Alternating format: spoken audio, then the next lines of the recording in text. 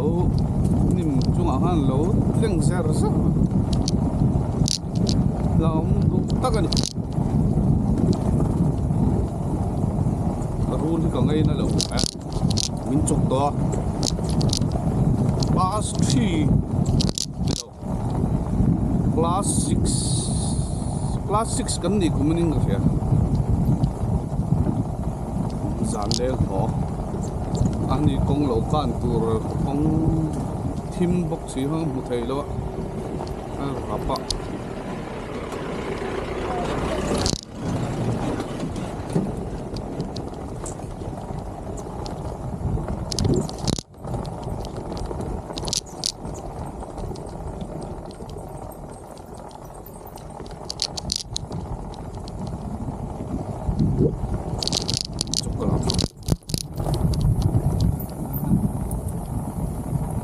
thiêm tỏ ra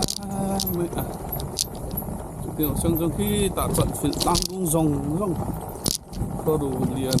quý rồng phân lăng thay mà là rồng này sao nó sao tụi mà một thể đâu nhỉ anh mà mù lồ tiếng đâu khan đúng không thằng trai bỏ lời hi cô chỗ nó cái rắm thay về cái này tới người phía không tập xe cái bộ cái này cái này rồi mình có nằm này là xin trời gió tuột mày nè cũng là cô lâu làm ta còn là tuột chút thì Zol Angel Zol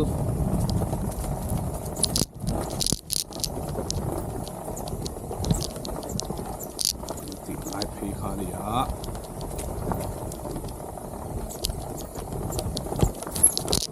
Ori lung tur chu chat lom hle mai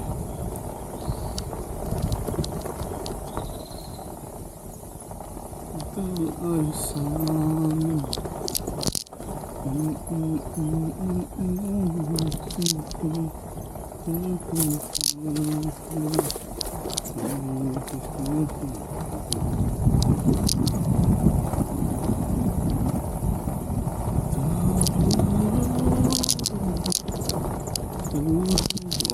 cô lại cô chết tôi cô